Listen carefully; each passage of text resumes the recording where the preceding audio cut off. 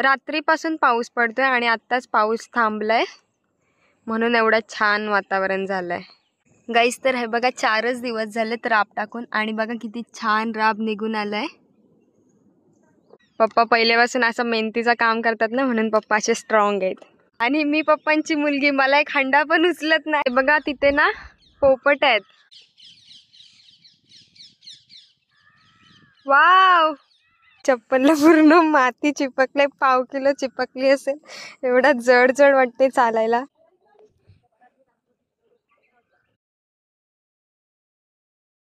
सभी मछली तेल में गई, धपाक धपाक। नमस्ते, मी साक्षी मोहिते आणि माझ्या ब्लॉग मध्ये तुमचं सर्वांचं स्वागत आहे। तर फुल डे ब्लॉग राहणार आहे, तर बघूयात आजच्या पूर्ण दिवसामध्ये काय काय होते। काय बोलशील? थँक्यू। अरे थँक्यू लास्टला बोलायचा, स्टार्टिंगला थोडी थँक्यू बोलायचा। हाय, हॅलो, दे त्याला। त्याने डायरेक्ट कॅच करून खाल्ला कावले। गाईस तर इथं मम्मी मच्छी साफ करते आणि बघा मच्छी खायला किती जण आले। गाईस तर आज ना पप्पांनी फणस कापायला घेतला, खूप छान लागतोय मस्त। आणि इथे मम्मीचं जेवण चाललंय। आज जेवायला आहे मस्त पापलेट आणि इकडे आहे कोलबी। मम्मी कोलबीचा रस्सा बनवते आणि मी पापलेट फ्राय करणार आहे। साफ केलेस ना? छोटे आहेत ना पापलेट, अख्खेच फ्राय करावं लागते। कट नाही मारलीस एक? नको, चालेल। गाईज मी आता यांना पटापट मसाला लावून घेते आणि नंतर तुम्हाला दाखवते। वेगळा मसाला बनवते आणि मग डायरेक्ट पापलेटला लावते।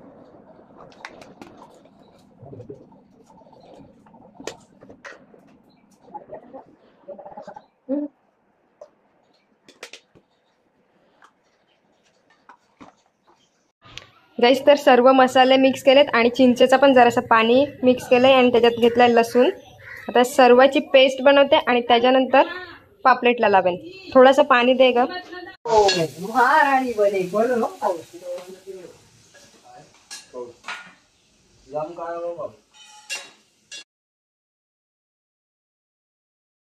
हे बघा आता साक्षीने मसाला तयार केलाय आणि पापलेटला लावून घेतलाय आणि हा माझा कोलबीचा रस्सा तयार झालाय।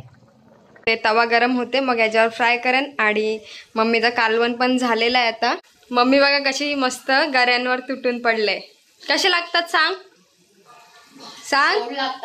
अच्छा, हे बघा पूर्ण फुल भरून गरे काढलेले आणि आता गरे संपलेत आणि हे फक्त एकटीने मम्मीनी संपवलेत। तुझा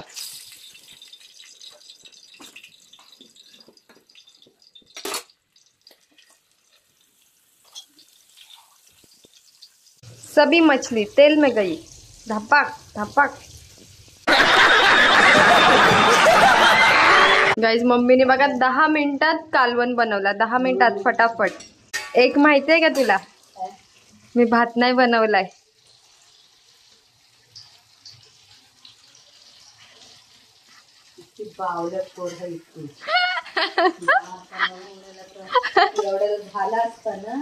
भात मला आठवणच नाही भाताची।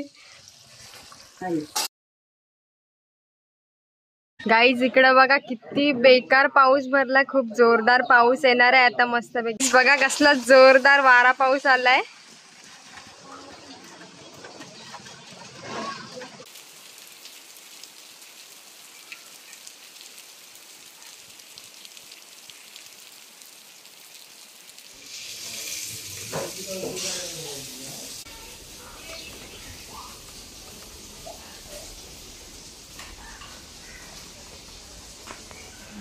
गाईज हे बघा कावल्यानी आमच्या दुकानातून कुरकुरे पलवून नेला आणि आता खातोय।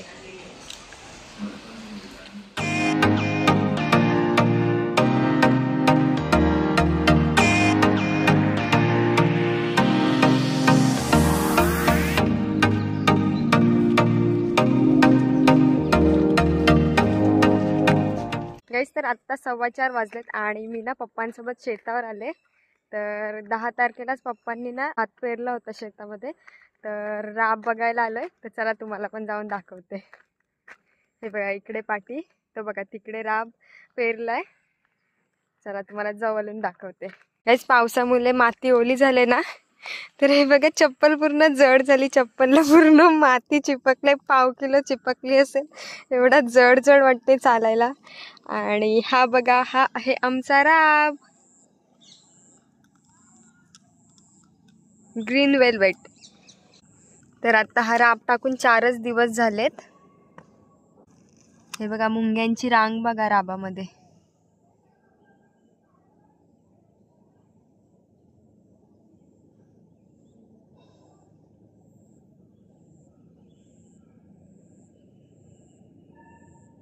तर जेव्हा भात पेरणी केली ना तेव्हा मी ब्लॉग बनवू शकलो नाही, कारण तेव्हा मी मुंबईला होतो आणि मयुरेशने आणि पप्पांनी भात पेरणी करून घेतली, त्याच्यामुळे ना मला तुम्हाला तो ब्लॉग दाखवता नाही आला. बट आता जेव्हा जेव्हा शेतावर येईन, म्हणजे आता जेव्हा राब मोठा वगैरे होईल तेव्हा तेव्हा मी ब्लॉग बनवेन आणि तुमच्यासोबत पण शेअर करेन. तुम्हाला पण समजेल की शेतकरी कसा कष्ट करतो आणि कसा भात उगवतो. हा बघा, हा आमचा शेत आहे आणि हा राब आहे. आणि हा राब जेव्हा मोठा होईल ना तेव्हा काढतील आणि या संपूर्ण शेतामध्ये लावतील. पप्पा बघा तिथे काम करतायत. किती छान वाटते ना गाईज, इथे एक वेगळीच एनर्जी आहे आणि मस्त वाटतोय. हे बघा वातावरण बघा किती छान झालंय. सकाळपासून रात्रीपासून पाऊस पडतोय आणि आत्ताच पाऊस थांबलाय, म्हणून एवढं छान वातावरण झालंय.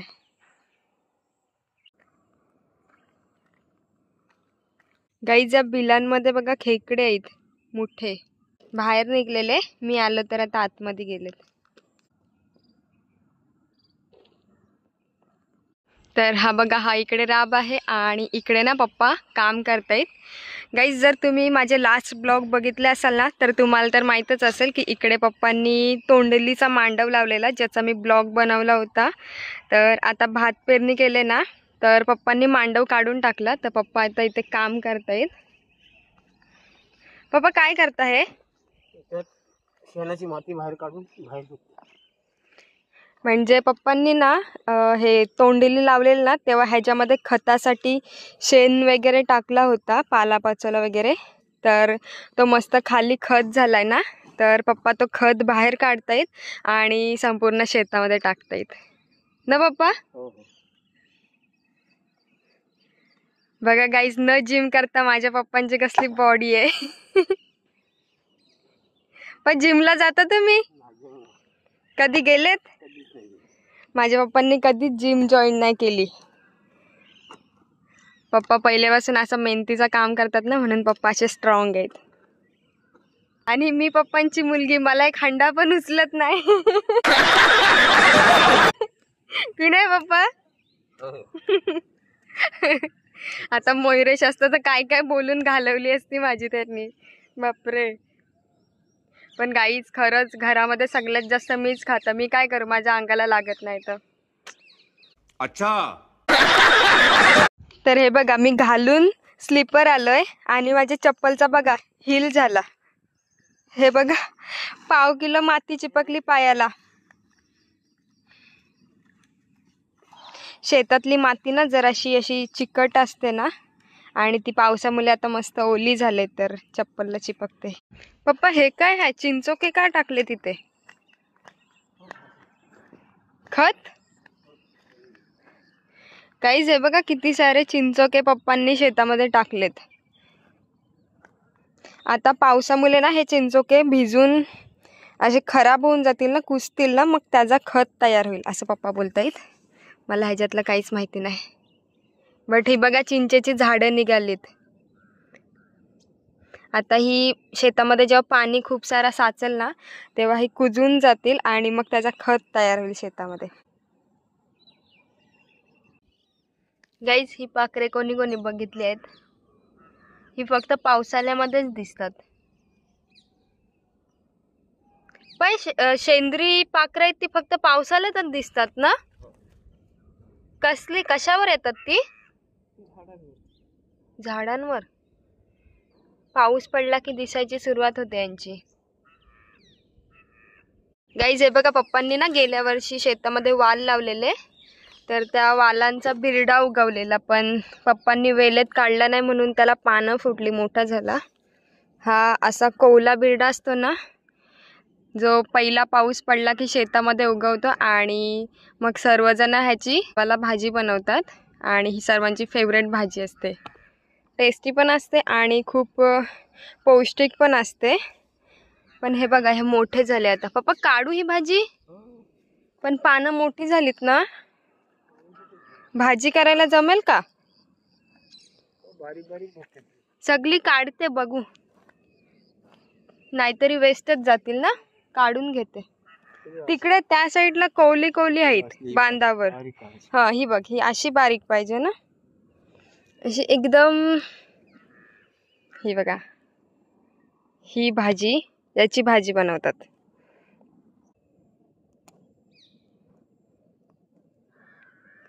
काय तुम्ही कधी ह्याची भाजी खाल्लीत का, बिरड्याची भाजी? आणि तुमच्याकडे ह्याला काय बोलतात प्लीज मला कमेंट करून सांगा.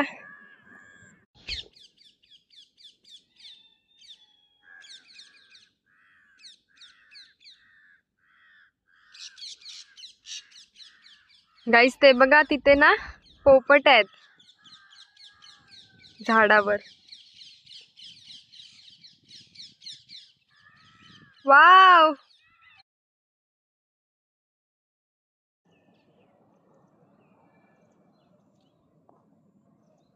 पप्पा हा नक्की बिरडाच आहे ना?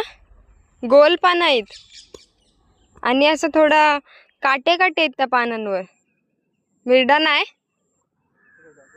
हा. बघा हे काय आहे? हा भेंड्याचं झाड आहे? नाही, गोल पानं असतात भेंड्याला. गाईज हे बघा, मी भेंड्याची झाडं काढली बिरडा समजून. पण टाकूया ना इथेच. हा, इथे तुम्ही या साईडला भेंडी लावलेलीत ना? हा, गेल्या टाइम पप्पांनी ना इथे भेंडी लावलेली जेव्हा मांडव केलेला तेव्हा, म्हणून ती भेंड्याची झाडं उगवली. पप्पा मग ही बांधावर पण सगळी भेंड्याचीच आहेत ना झाडं? काहीच मला वाटलं काय की हा कोवला बिरडा आहे, बिरडा समजून काढणार होतो, पण ही बघा ही भेंड्याची झाडं आहेत.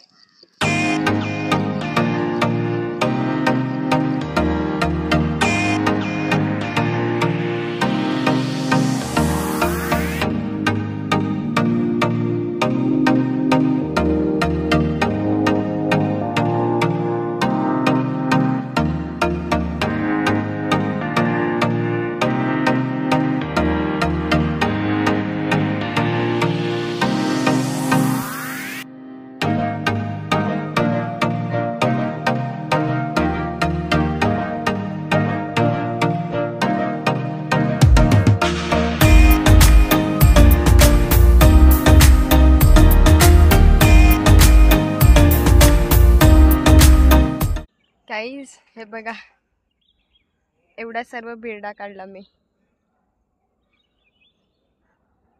गाईज तर शेतावरून 1 तास झाला, पप्पांनी थोडंसं काम केलं आणि मी पण थोडासा बिरडा काढला.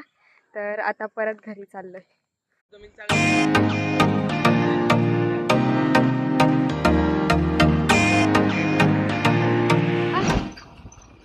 गाईज हा बघा, शिंदीचा झाड आणि किती सारे शिंद आलेत बघा, आणि जवळच आहे. कसे काय काढायचे? कोयता आहे ना तुमच्या इथं पप्पा? आहे ना? हाणलात नाही?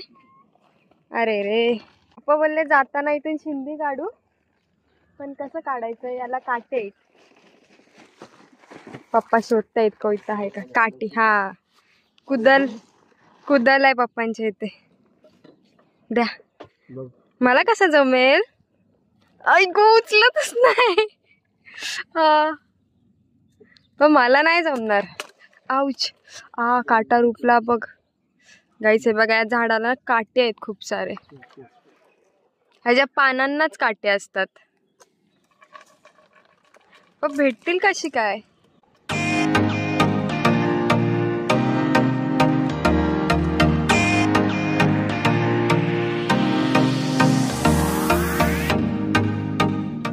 खालतून गोला करायला लागतील.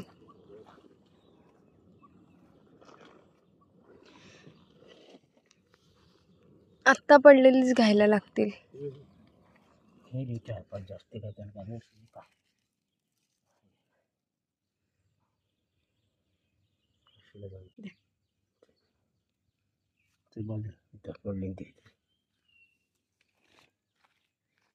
छत्री पडली.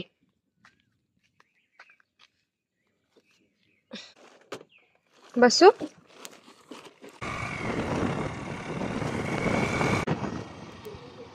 मी पण येऊ. गाईस तर आता आम्ही दुसऱ्या शेतावर आलो आमच्या, म्हणजे रस्त्यातच लागतो तर इथे थांबलेत. पप्पा बोलले की बाहेरूनच बघूया शेताला. ती पिशवी राहू दे गाडीवरच. हो राहू दे, कोण नेणार आहे. हा बघा इथे आहे यशवंत देव, बाहेरूनच पाया पडते. चाललेत. हो पप्पा शॉर्टकटने चाललेत शेतामध्ये.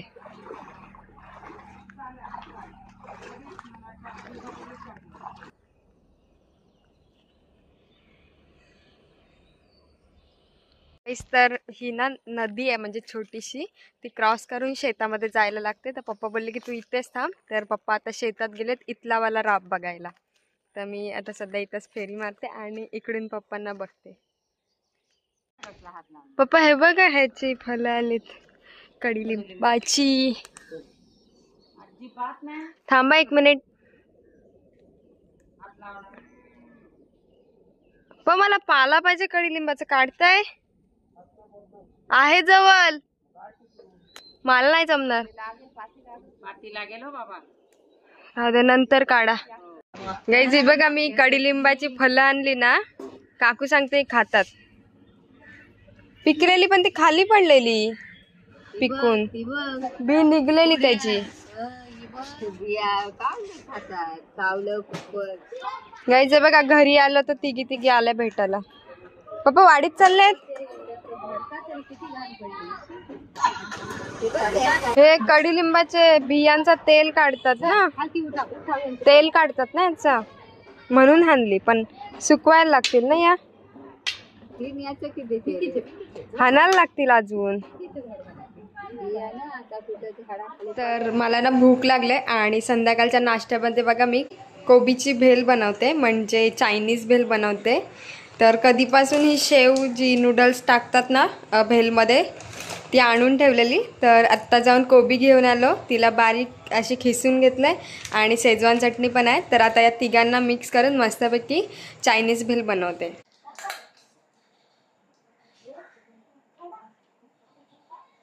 गाईज नाश्ता रेडी.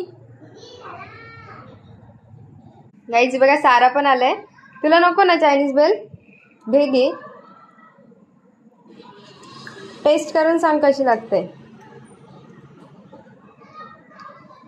कशी आहे? नुसती शेव खालीस.